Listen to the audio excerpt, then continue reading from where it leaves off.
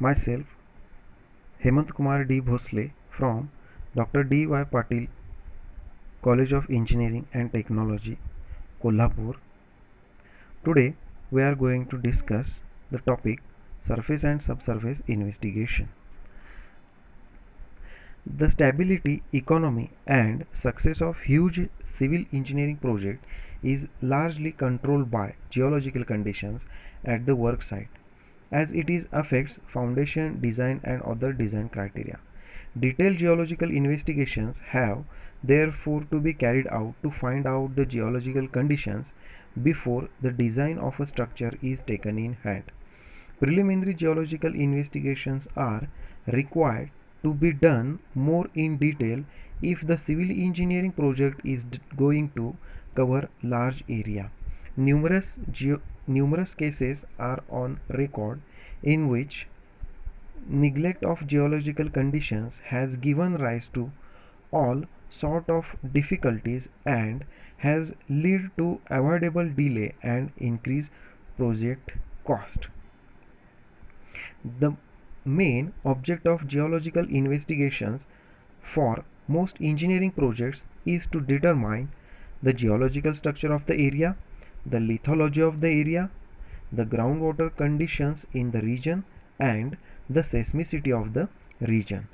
On the basis of the data of surface and subsurface, the design, plan, and other specifications of the project are prepared very carefully. The preparation of these documents mark a definite change in the engineer's work and his responsibilities.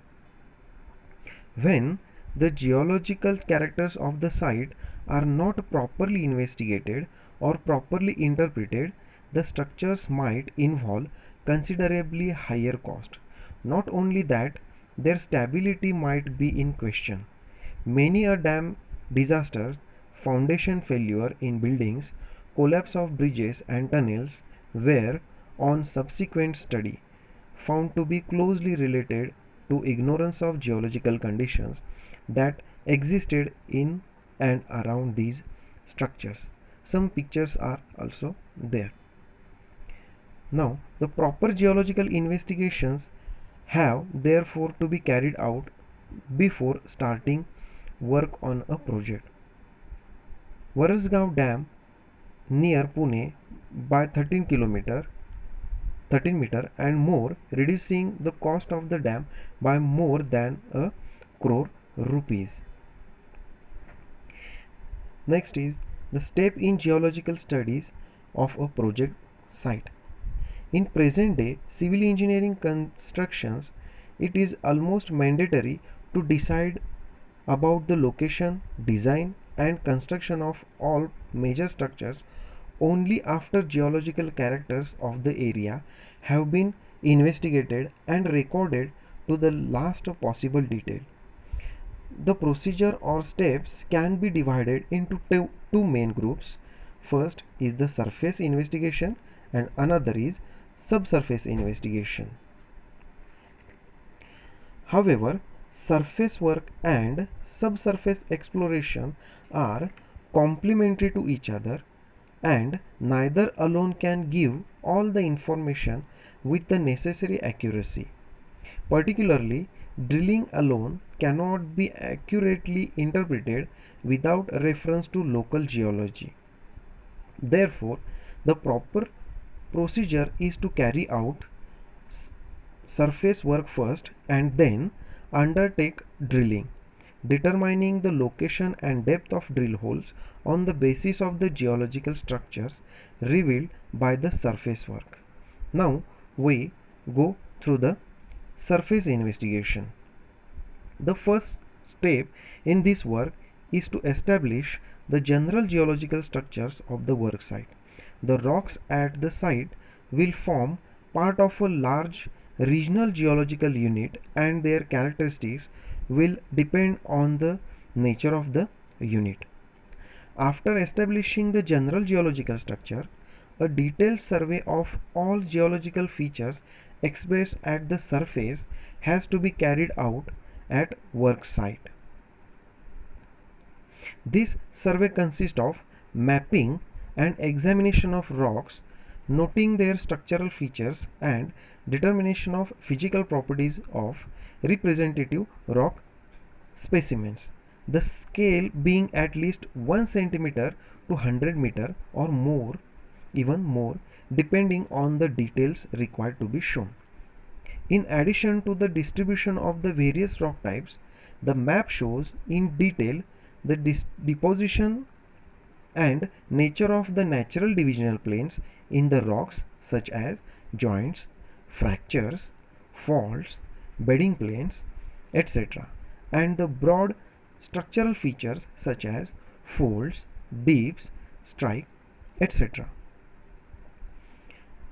Next is the hydrogeological survey. It contains drainage pattern.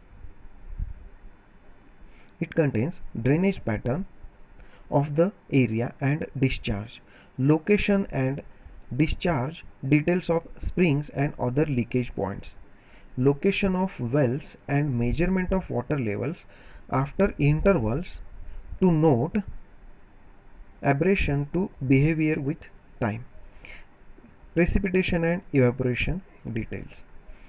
Next is the subsurface investigation. All surface survey, however carefully carried out, can give only superficial details. These could broadly be classified as preliminary survey and have necessarily to be followed by well-planned subsurface investigations at the most critical locations. All methods have their own advantages and limitations. A successful engineer always make a use of all these methods to extract maximum and accurate information. It consists of three different methods. First is the geophysical method, second is the excavation, and third is the core drilling. Now we focus on the geophysical method. In order to find out the thickness of the overburden and to confirm certain geological structures, geophysical methods are adopted. Out of various methods, usually electrical resistivity method is convenient. It is also used in prospecting for ore bodies, oil reserves, groundwater bearing stratas, means aquifer identification, and for determining structural and lithological makeup of the strata up to a desired depth. Geophysics is an interdisciplinary science in its own right. Next is the excavation. Excavation includes the test pits, trenches, exploratory tunnels, pilot cuts, etc.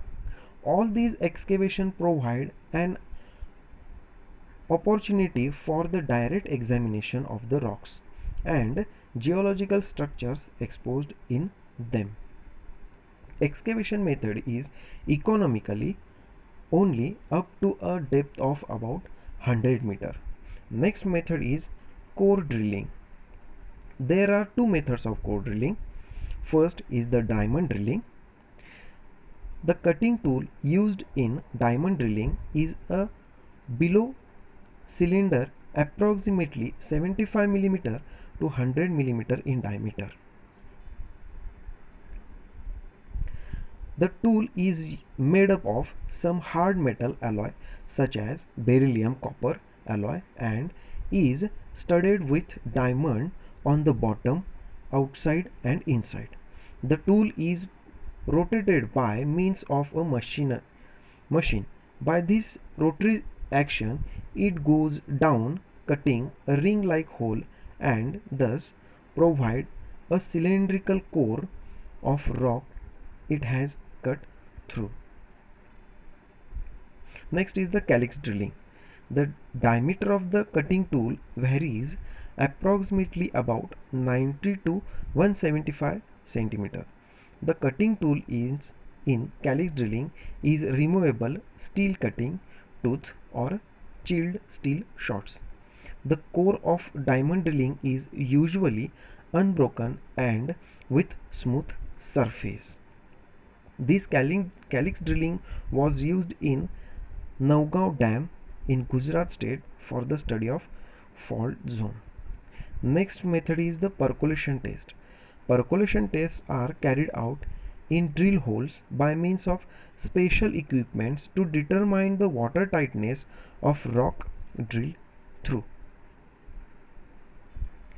In short, summary of the today's discussion is: in the preliminary geological investigation, surface work and subsurface exploration are complementary to each other, and neither alone can give all the information with the necessary accuracy.